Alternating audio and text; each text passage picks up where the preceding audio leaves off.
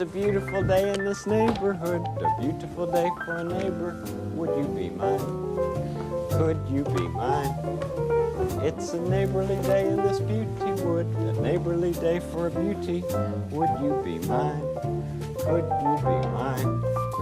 I have always wanted to have a neighbor just like you. I've always wanted to live in a neighborhood with you. So let's make the most of this beautiful day. Since we're together, we might as well say, would you be mine? Could you be mine? Won't you be my neighbor? Won't you please? Won't you please? Please won't you be my neighbor? Welcome to this neighborhood, neighbor.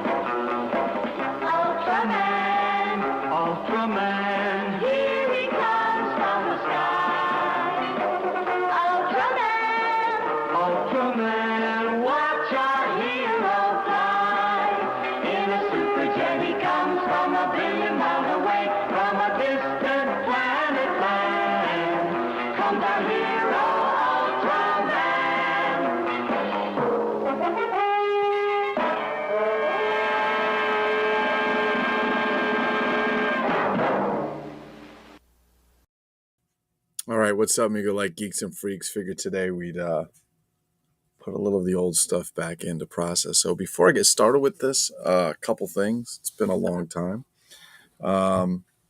It's been a long time, quite a long time. I just want to thank LPH and David Eon from Open by Chance Vintage Toys. You can see there, scrolling the bar down there. You can search them on YouTube. You can find them on Facebook. Matter of fact, I'm going to show you probably the beginning of their videos. I didn't ask David permission, but we're friends, so I don't think I have a problem with that. I'm going to put that up because David actually helped me clear up some of the information on some of this Durham Toys action figure line, and also helped me acquire something I showed a couple of weeks ago. And I want to go kind of do a review of them with a bunch of different of their sizes and so on, their figures, if you will. So let's get those together, but let's show the intro to David's video first. So we're going to go here, and what we're going to do is we're going to pull this back. I'm going to share screen, which is this. It's going to take me a sec. All right, let me grab a Chrome tab. This one, I'm just going to steal the first part. I don't think he'll mind. I think it'll be okay. Make sure it's showing up. There we go. All right, let's try that again, because we have to go backwards. David's got a huge following right now. He's got over 10,000 subscribers. I think last year he had 3. I mean, his spot is just blown up. So let's get this going. Let's do it right. So this is his channel. If you haven't seen him on YouTube, it's Open by Chance. And then let's bring that up to speed. You guys can all see it. There you go.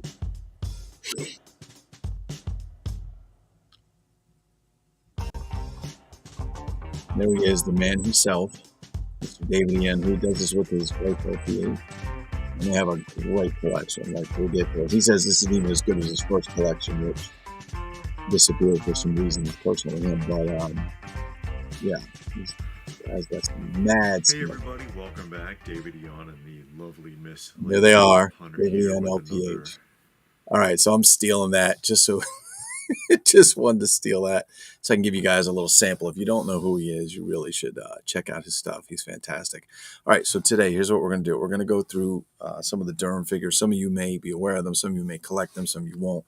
Just a couple clarifications. These did come out in the 70s, and Durham made a different figures. They kind of tried to find where things were popular and making money, where they could just put in an inexpensive action figure in a company like or a store like Woolworths, or some of these 5 and dimes, if you will. For those of you young, 5 and dime used to mean everything in the store was a nickel and 10 cents, but that changed. But places like Woolworths were very popular for them. As a matter of fact, some of their cards came in 2 editions, one that said Durham on it for Durham Toys, and a version that also said FW Woolworth for Woolworths, obviously. But they picked on all kinds of popular topics, everything from TV shows to popular heroes of the day, famous people, movies and stuff like that. So we're going to show some of that. But like I said, I wanted to thank David and LPH because they introduced me to a very rare figure that I didn't know at the time was even available, and come to learn about it later. So I was very excited. But let's get started with some of the more basic ones, some of the ones you may have seen. And I'm going to bring them up here. In some cases, I have both varieties, and in some cases, I do not. So I'll explain the differences when they come up. First is this, which I don't have both varieties. I have this Durham's fully jointed Kung Fu figure. Now, at the time, the TV show Kung Fu with David Carradine was extremely popular. It was a very popular show in the day. It comes with kick and chop action. If you go around to the back, it's got a button to kick, and you can also make the leg swing back and forth. The problem with these figures, which you'll find a lot of if you take a close look inside, and I'll show you one that's live, is you'll see over here, one of the hands is out. It's probably in the bottom and glued to the bottom of the box or stuck on his clothes. What happened with these figures, they use this really, you can actually see it here, there's some glue on the plastic. They'd put the hands in they had little pegs, similar to a Big Jim or even a G.I. Joe, where the plug would go into the arm and they'd put glue in there. Well, over time, the glue would get shitty, and this is kind of what you would get. Again, this is actually a good version, where you can see that the hand came out. You can see there's just some shitty glue all over it and so on. Give you guys a little look at that. And then you can see where it's kind of falling out. And what would happen was this glue would just start staining the clothes and leave a permanent stain. These guys inside did not come with pants. It was just a robe or a karate gi. For those of you like Brian Sanchez that are practicing the art of karate, you'll notice that he also has a black belt. He's pretty much a Bruce Lee ripoff. He really is. They may have themed the name after kind of the TV show, but he's a Bruce Lee ripoff. And the sad thing is you can put these hands back in all day. They just keep falling out over time. Gravity just takes them out. But you can take a look here. This one says Durham's fully jointed. And if you look down here, there's the D for Durham right there. And that, right there. And if they were the Woolworths variety, they weren't usually marked Durham. They would just say FW Woolworth on the bottom. These are one of the few of just their box figures. They did the Kung Fu figure in a box. They did a couple other figures in a box. I'll go into those in a moment. But most of them came on the blisters card. And, one of the things, if you go back and you watch some of the videos I did in the past, and a lot of the ones that David Eon did explain, as a matter of fact, he did a video just the other day with some figures with the little Kung Fu figure, which I'm going to show you next, and the Daredevil figure, which I traded him. You'll see that the figures are terribly cheap. They're horrible. But the card art is just beyond great. I mean, they do a really good job. It's amazing for a figure that was like $1, $1.03, 99 cents. It's such great card art, and you just don't see that today. At least not in my experience. You don't see that kind of good stuff anymore. So let's take a look at what the smaller version was. And I'm going to show you a couple samples of this so you can see some that are actually, some of these cards are a little faded, so get a better shot. But this is the young Kung Fu figure. So you had Kung Fu I just showed you, and he was in an 8-inch scale, very similar to a Mego action figure or Mego action figure, or Lily leading those. But this is the young Kung Fu, and you could take a look. They literally stole it right from the TV show. Sorry about the glare. I should really do something about that. But they stole it. The card art is fantastic. There he is. There's a young Kwai Chang King. You can see he's actually wearing his traditional Chinese outfit, if you will, which is very similar to what you see in Tai Chi. Yet here he's wearing half a robe and butt naked from the waist down, basically. He's got the bald head. And again, this is just a more faded version, if you can, the cards. The card's faded. And then this one's kind of, was going to try and see if I could get it out, but the card's not quite ripped enough for that yet. Unless somebody maybe, no, I was going to say they reglue it now, but we're going to leave it. But he has this chop action. Again, they always have this button to do something on the back. Now, this one, if my information is correct, Durham got in trouble for because the likeness to, on the card art for the young Kwai Chang Kang from the TV show Kung Fu David Carradine was a little too close for their liking without buying any licensing.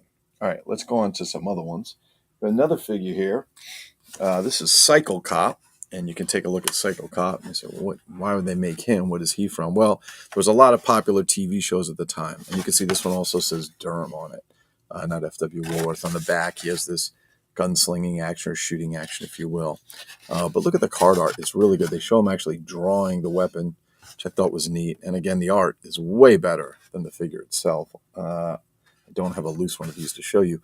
But there's popular TV shows at the time like Chips, The Rookies, SWAT.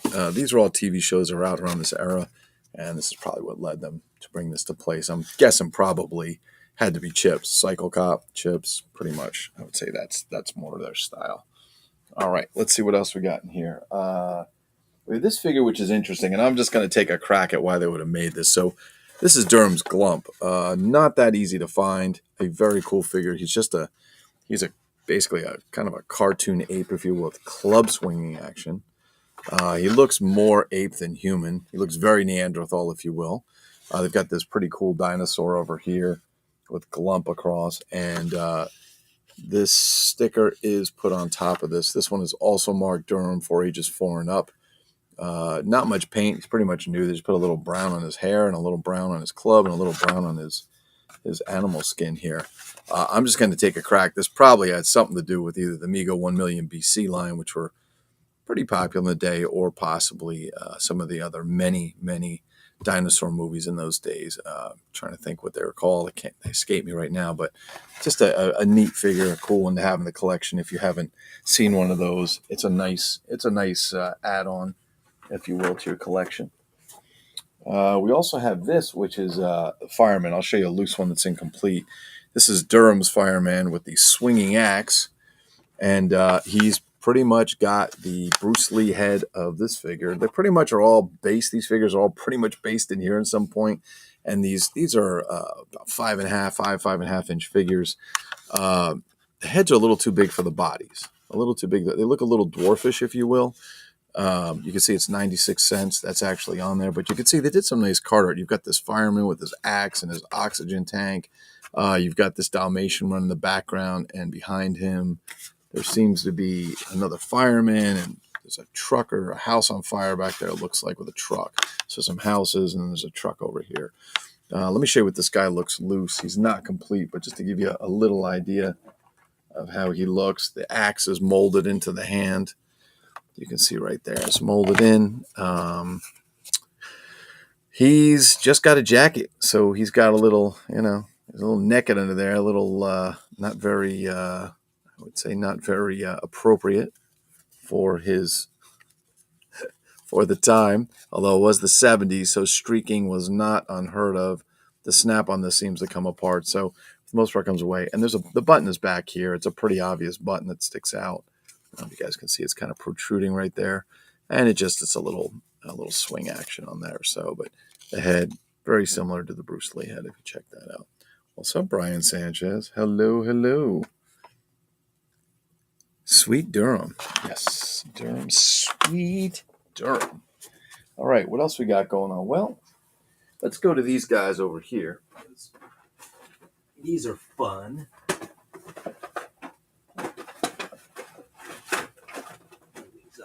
Some of these I have multiple of. I found a gentleman that had some pretty inexpensive ones. It looks like he found a case of them. All right, here's Durham's Ranger with quick draw action. He's a soldier. He's jumping out of the air. All I could say is this has to be something, probably G.I. Joe. Probably G.I. Joe jumping out of the air, maybe several other war movies that were going on at the time. But very, very cool figure. I'll show you one that's loose, but his gun is broken. So he only has part of his gun right there. It's supposed to be longer. And actually, if you take a look, he is painted camouflage. He's got camouflage on there in the screen. Here's his button. All the buttons are flesh colored. I believe, if I remember correctly. But what should happen, and this one doesn't look like it's, yeah, this one looks like the button side. It's just a very simple spring action. I mean, their springs probably get oxidized or rusty. But here he is. He's loose. His head is a little bit different than the others, I got to say. I think he shares the same head sculpt or similar sculpt as the Evel Knievel figure from there. And again, that's what he looks like on the card. What else we got going on here? We have this one, which is the one that David just went into, which is Durham's Daredevil. And it's quite obvious they were trying to make money off the whole Evel Knievel craze back in the day. Everybody loved Evel Knievel. And as David said, he's supposed to be riding the bike. So if he's running the race, is he running the race, getting there so fast that he can wave the flag? Because he has flag waving action. I guess you need that with a helmet. So you get to the end of the race, you jump off, you wave the flag for everybody else to come in. I don't know, but he's an Evel Knievel ripoff with the red, white, blue, and so on. And more of those. God, I have a bunch of those. Okay, I have like 4 of those Rangers. I don't know why. It's pretty funny. In addition to the loose one. Stack those up. All right, let's go on to Prairie Scout, because this one I can show you some differences in the cards. So if you take a look, this is the Prairie Scout and this is the Indian. Okay, now this one's a little loose. Here's the Indian, if you will. I'll try to get that glare off of it. Yeah, but really nice. The card art's really nice. Now, if you take a look at this, you'll see it says Prairie Scout, automatic push button, and down here's the FW Woolworths, right? Okay, I want you to keep an eye on this guy right here because I'm going to show you something in a moment. Here is the same Prairie Scout version in the Durham's card. It's like they made it or added the card to the art later. There's no FW Woolworths. You can see it says it's got the big D for Durham instead of FW Woolworths at the bottom. It's the same figure, same art. They just marked them a little bit differently. Now, on the back of this one, it actually has the cowboy drawing his gun. This is the Durham card. On the Woolworths card, if you hadn't noticed because I didn't show it to you yet, you actually have the Indian swinging his tomahawk. Okay, so same figure.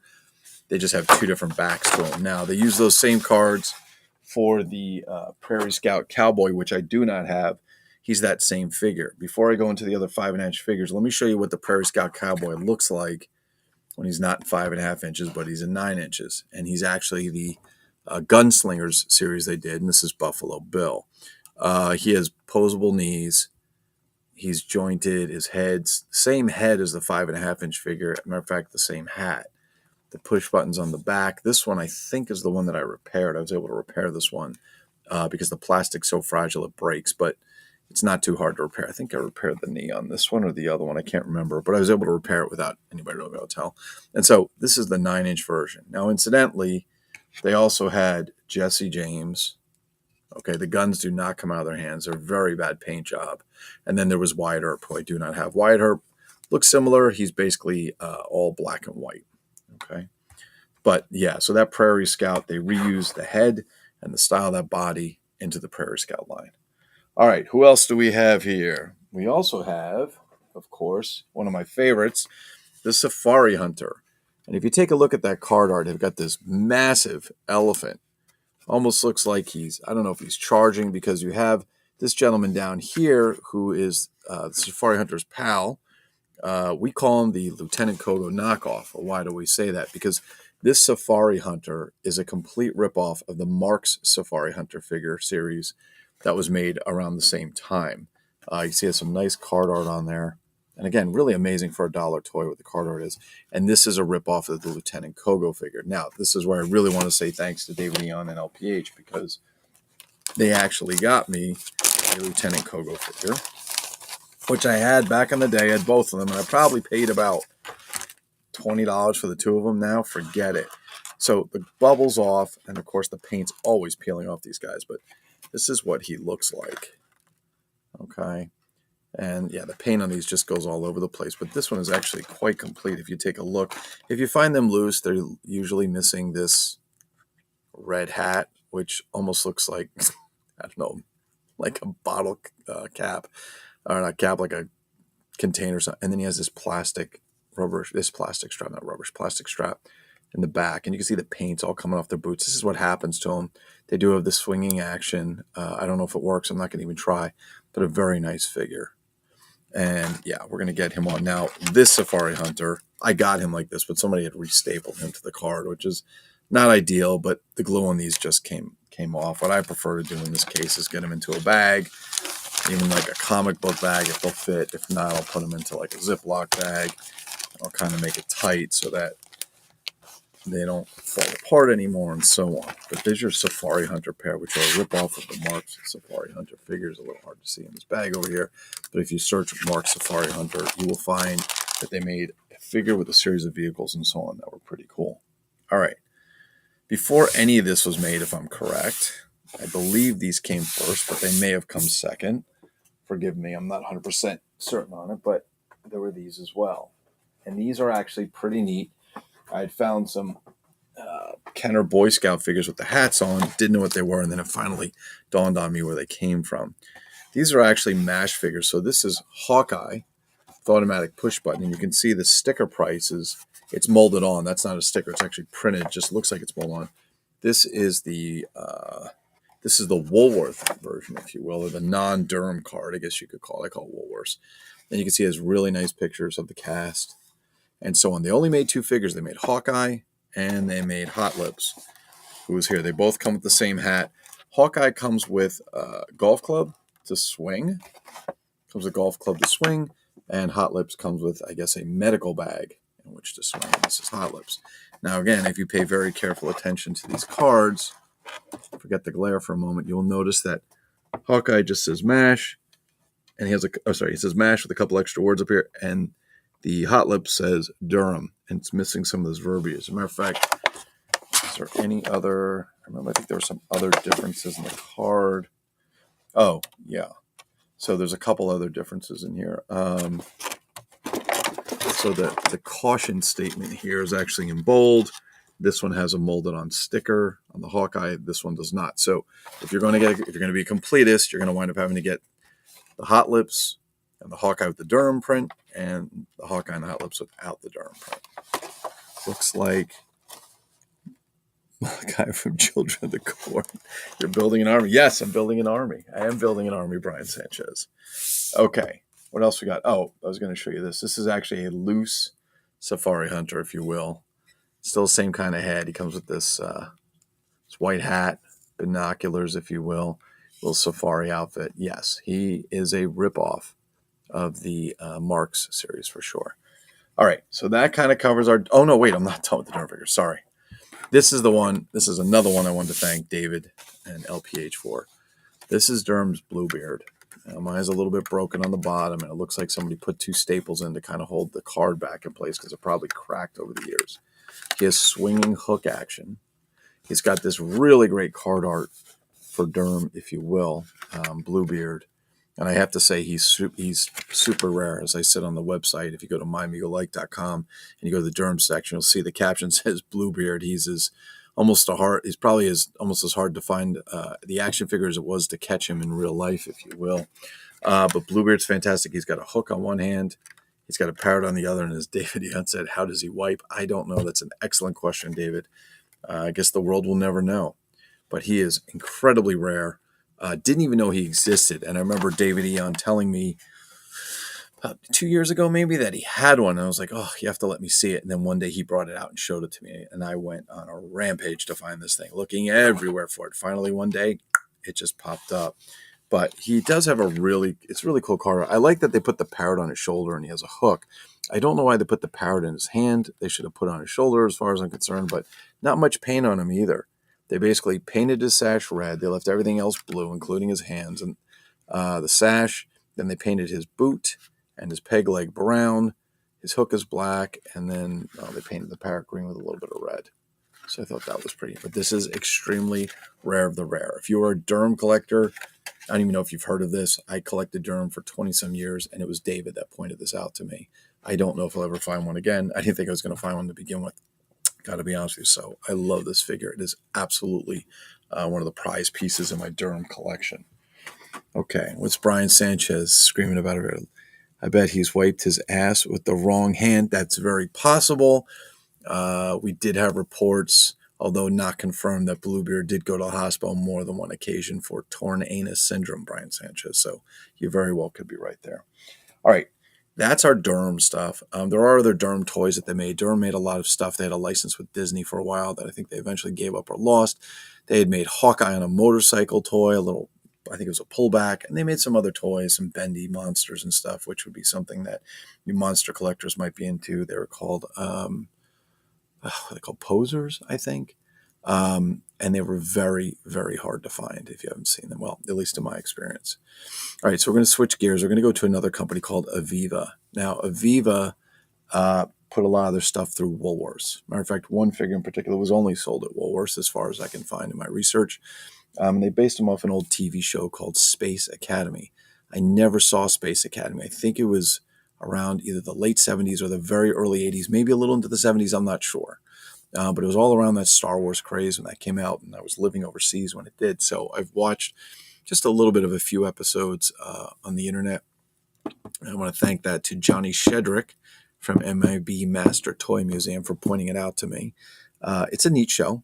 It's got, of course, I like to call him, oh my God, what's his name? Oh, shit, I can't even think of his name. From Lost in Space, the scientist, Dr.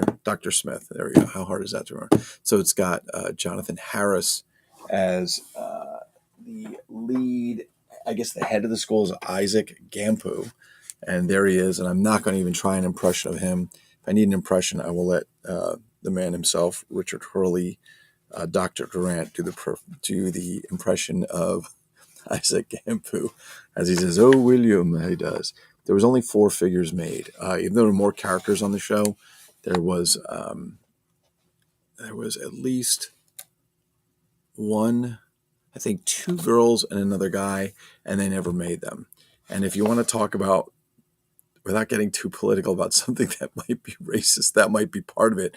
Although Tigar Soom looks a bit Asian, so they didn't do the other gentleman or the 2 women, I think, if I remember correctly. So I don't know what's going on. I really don't. But Isaac Gampu was one.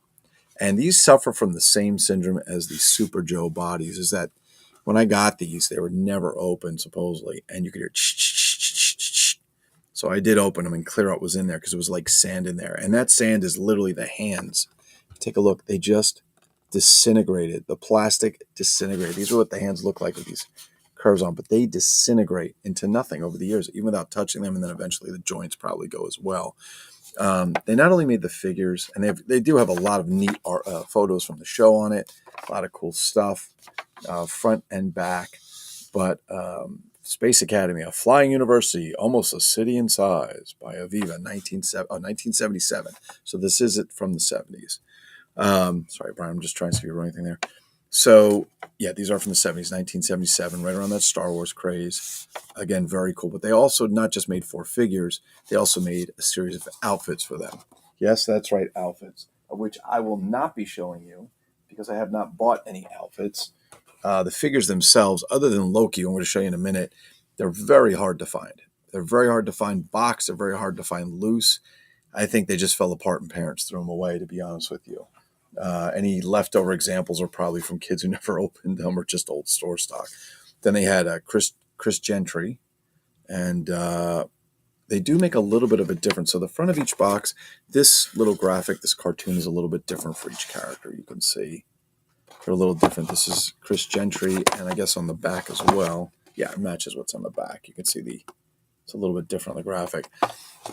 Again, the hands are just disintegrated. They were like sand. Show came out in 77. Thank you. Thank you, Sanchez. 1977 is correct. Brian Sanchez, ding, ding, ding, ding, ding, ding, ding. You are correct, sir. This is Tigar Soom, and again, he's got a little different graphic. I'm sure this probably has something to do with what they did in the show. Maybe he had space powers or magical powers. I don't know. But again, the hands are gone. And again, just the 4 figures on the back. Now, these were in a 8-inch format, and I found them a lot. My research had people used to sell them at Woolworths and so on, but probably a lot of 5 and dimes. Woolworths was very popular in the day. If you're not of age to know Woolworths and what they did back in the 70s, you would know. This is the one figure. This is the one figure that is Woolworths only on the bottom. It says distributed by FW Woolworth. The other 3 figures do not have that.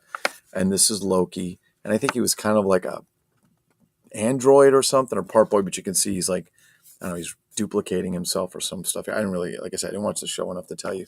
He also has a pre-printed sticker on the package, with the other ones do not have. So I think the other ones made it to other stores, and I don't know if Loki was just under Woolworths exclusively. He has a smaller version. He's about a, I'd say he's about a 5-inch figure, where the other ones are about 8. So they did him to scale, which is pretty nice, and so on. What is Brian Sanchez saying today?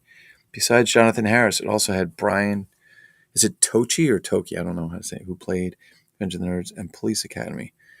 Who was that? Which one was that, Brian? Brian, is it Toki or Tochi? Tochi? I'm guessing Toki.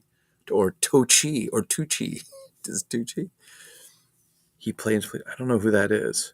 I don't know. Oh, so he was a kid in the show. There was that one girl that was in the show. She was really famous in the 70s. She was like in everything. She was kind of like Dirty Blonde, real happy girl. I don't know her name. Hello, Mr. David Alexander. How are you? Well, I don't know if I'm alive, but this could be coming from my coffin. Oh, he played Takashi. Yes. Oh, that's him. Okay, that's the guy that played Tigar Soup. Okay, gotcha, Brian. I gotcha. Okay, he played Takashi. Yes. Very good. Yeah, you're correct. I'm trying to say, let's see who the cast was. Let me bring up a screen here. Give me a second. Space Academy. I bet you I could get guys in here who could tell me these people off the top of their head. Okay, so it was Pamela Ferdin. That's the one that played Laura Gentry. She was like wow, she did not age well. Maggie Cooper, Jonathan Harris, Rick Carrot, Brian Tochi. Yep, you're right, that's him. Erica Scheimer. Okay, they didn't make her. Or was he or she a robot? I don't know. There's Ty Henderson they didn't make, and Eric Green. So Pamela Ferdin is Laura Gentry. Maggie Cooper as Adrian Price somebody. Erica Scheimer and Ty Henderson never made it to characters, which is a shame. Because it's, pretty neat. Hair pie, yes. How do you like the Seiji figures of Goldorak? Excellent question, David Alexander. I like that you bring up the topics. I love them. I think they're absolutely fantastic. I don't love that the joints disintegrate like a Super Joe, which is exactly what these Aviva figures suffer from. It was just the plastic, and the quality of plastic was poor, or should we say chemically imbalanced, so it didn't work so well, it didn't survive. But remember, those were, they were different. Let's talk about a few things as far as that's concerned. Toys were made, and I don't think anybody expected them to be handed down for maybe more than 5 years, maybe 10 if you were lucky, before they finally made it their way to the trash from your parents, or you just got sick of it, or so on. But a lot of toys did survive from back in the day. They lasted. They were built. It's just a shame that sometimes they weren't. However, there are people out there, like our good friend Dan Samillo, that repairs them and somehow puts them back together, makes them amazing. So the Seiji Arbois figures, which David Alexander, or nostalgic for the 70s, sorry, I put that up here, right here, that he's talking about. They are fantastic. They are wicked expensive. They were not made in this country. They were made in France or Belgium. I think it's France, if I remember correctly. And Goldorak, for some of you, is also known as Grendizer for some of you, or as I knew it growing up in Italy, was Goldrake. So I always Goldraka. Let me put this. And so I don't think I put hair pie up there. Sanchez. There is JP McElroy. Sorry, I'm not laughing at you, JP. I'm laughing at the hair pie Sanchez put up. Oh my God, just out of control. What's going on, JP? How are you? Let me see. Would you get a set if they weren't as pricey as they are? Yes. Previously, I would have absolutely bought a set. It's going to be a while before I start buying a lot of stuff, David, for a number of reasons. But yeah, I would get a set. I've looked into them many times. I actually had the helmet for Actors here that I bought. And when I bought it, I thought it was the one that's $600. It's plastic, and they make that Actors helmet, or some people call them Duke Fleet, I guess. It's a plastic helmet. It's adult size. It's like $600. It's plastic. It's not even. I mean, honestly, it's not even as good as the Marvel helmets that they build. There's no electronics or anything in it. They're a fortune. I thought I was getting that for $30. I'm like, somebody doesn't know what it is. And it turns out it was the little one. So I traded off the dense Samillo. I think I traded them that for a Ghost to Captain Kid hat or something. And so on. But yes, if they weren't as pricey, I would absolutely buy them. They're fantastic. I've seen them in box now for what, Dave? They're going $2,500, $3,000 for either one or a set. Regardless, if they're falling apart the way that they do, I don't think I could do that. I think I would have a hard time doing that. It's quite expensive, if you will. But not to say that they're not cool figures. They're great. I know, David, you dabble in figures of some very one of a kind or very, very few made customs. And I know they get to be pricey, if you will. But David is of the mindset that if he wants to get something new, he sells off some of his old stuff. So he's not just spending money, he's actually recouping so he can go to something new, which is probably what some of us looking at the Toy Room of Solitude should be doing. I think so. I was going to show you guys one more thing. This is kind of a little bit this is going to be off the cuff, and this is something that I just happened to run into, and I mentioned it in one of the chat rooms that we have there. This incidentally is my lanyard to wear when I take a man out. It's for hidden disabilities. So when you're with someone who has a hidden disability, like a man who's autistic, you can wear it. And it lets people know that they're autistic before they start yelling at them for not paying attention, like the woman at the airport did before we took a trip previously, and that really ticked me off. But anyway, so I was in Dollar Tree, and I bought a couple of these things. I'm like, I don't really know what I'm going to do with them, but I think I found a really good use for them. So they're cloche domes, if you guys know what that is, or let me just show you. It's a little bit easier, probably, because they come in all kinds of sizes, and they come in all kinds of. These are plastic, and they're $1.25 at Dollar Tree. But I was collecting these figures that Thomas Sawyer had started to send me, and these are called, oh my God, what are these called again? Jesus Christ, give me a second. Mighty Crusaders. That's it, Mighty Crusaders. They're about 5 inches or so, and they fit perfectly inside these plastic cloche domes. Gives them a nice little bit of protection, if you will. Thought they were pretty cool. I'm sure we could fit other figures into there. And the problem with having the collection here, especially down the basement, is it can get dusty. Even though it's a finished basement, it can get dusty. So here we go. We have a few more. I know the glare sucks. Let's try something different. Hang on. Forgot about this. Let's try this. Kill that. Is that better? Is that better? Nah, still not that great. But you can see they fit quite nicely inside of these. And you can get the collection in there. And I thought they were really cool because the problem with these is they take a lot more room, right? So just the figures themselves. But I thought they were pretty cool. You might even be able to get 2 figures in there if you wanted to, maybe back to back or something. But I thought they looked pretty neat. Going on to those, and now they're shielded from dust, and for $1.25, not a bad buy. I like Dollar Tree a lot better when it was $1. That was a lot better, but $1.25, not too bad. Although some of the stuff is not really. Some of the stuff only got the extra 25 cents, makes it not worth it, if you will. So those are some of those. But let's take a little tour of the Toy Room of Solitude, shall we? Let's take a little tour. Probably haven't done this in a while. Let's see what we got going on here. We'll point out our monster section, if you will. It's a little bit of a mess. I'm in and there getting shit back together. Get a little bit of straightening out in here. Just a little bit. And we moved some Big Jim stuff around. We tried to take 2 shelves for the big. Let's see if I can do this. Tried to take 2 shelves for the Big Jim stuff so that we could get. There's the Tarzan Big Jim down here. You can see. Let's see down here. Can you see him? Yeah, he's here. Some of the stuff. We got a few things. These are my salesman samples on the floor. I gotta get up, get them done. And if you guys haven't gotten this from Target, I think I showed this, but let me show you guys this. This is the Godzilla Kong, the New Empire. It's from Target. It's remote control. I don't love Target, I have to be honest with you. They have this one, which I bought before, but this one's remote control, and it walks, and it moves, and all this shit. But this is actually, if I can get this to do it. Which one is it? I think it's this one. Put a little water in there. And then it actually it'll shoot a breath spray out. Yeah, I'm going to bring this up a little bigger. It'll shoot a breath spray out so you can actually see it and so on. But it's at Target only. Let's move back. Let's see what else we got going on here. Some Batman stuff. This is really hard to do with a laptop properly. Batman. Da-na-na. And then we have some of the other stuff. And keep all the notes, guys, that you guys send. I keep them all.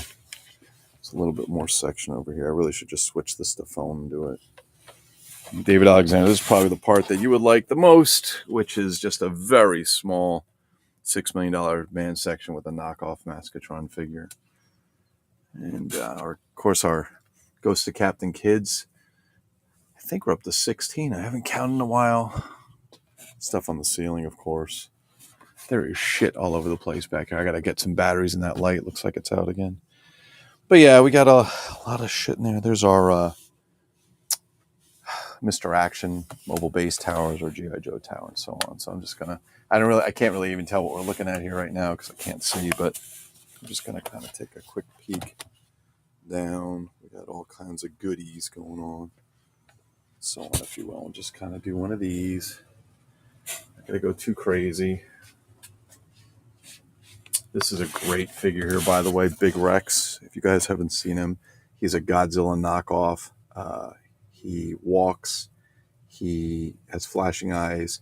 He does smoking mouth. I believe he's from the 70s. And he actually, if I remember correctly, you put vegetable oil in him instead of water to make him smoke.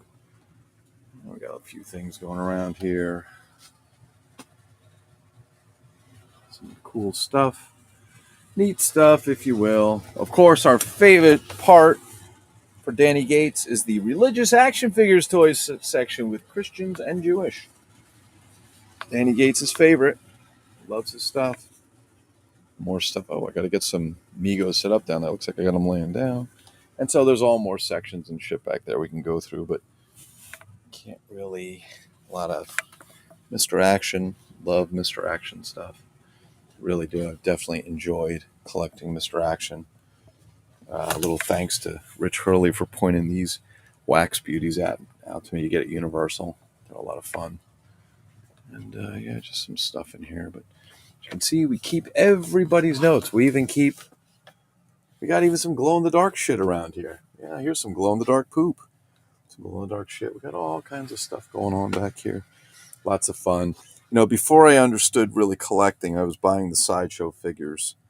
And I didn't really know much about them. And I have to say, like, the Monty Python ones I love. I even had the big Knight Who Says Knee, and I sold that off. I sold a lot of shit off back in the day. Some old Castaways and some neat stuff down there. A lot of Tomlins, ladies and gentlemen. A lot of Tomlins. A lot of duplicate Tomlins. So if you're wondering where they are, give me a call. All right. So I think that's it for now. Oh, these are some good favorites. It's the Castaway Toys G.I. Joes. 8-inch version of a G.I. Joe. Old school. All right. So that's a quick tour. I'll do another one with a phone another day. Let's see. Still looking at Sanchez's hair by. Too funny. All right, what I got? Did I miss any more comments? I don't know. Okay, I think we're good on the comments. So that's what we got going on today. I hope you guys are all doing well. I hope you guys are enjoying things, and just a few things to think about. Love some of the stuff that's going on. So please check out the guys with their YouTube channels. David Eon, LPH, Open by Chance Vintage Toys on YouTube or Facebook. You can find Rich Hurley's Dr. Durant's Sanctum. You can find Ray Castile's Basement of Horror. As Ray always says, he who dies with the most toys is dead. He finishes his thing, which is so true. Johnny Shedrick with MIB Master Toy Museum. Oh, there's so many out there. Who am I missing? Sanchez, who am I missing? Oh, I'm sure I'm missing a ton. Forgive me if I missed your room. David Alexander. David, you have several YouTubes, right? Or groups. You have your Atari groups and some classic Atari stuff. I can't remember the name. We have Starlog podcasts with Naren and Kavora, or Star Pod Trek also. Sorry, the name's right. Those are all some really good human beings and so on. If you haven't checked out their podcast, you really should. We are very lucky to have been graced with Rich Hurley, Dr. Durant, Max Overnighter, myself have been fortunate enough to have done a few podcasts for them on many topics at this point, and they've been gracious enough to put us on and so on. And I know there's a lot of you guys have YouTube and stuff, and you guys can always feel free to post your YouTubes and stuff in the comments. We're not looking to take over anybody's, or not looking to keep anybody out or segregated by trying to be the top channel or anything like that. Post them. I love Toy Polloy. I don't know if any of you guys like him or don't like him, but I love Toy Polloy. He's a great resource for finding some ways to fix old toys and action figures and so on. But that's pretty much it. Now I'm going to go clean this mess up that I made. I'm going to thank everybody for tuning in. Hope you guys are all doing well. And remember, peace, bitches. Have a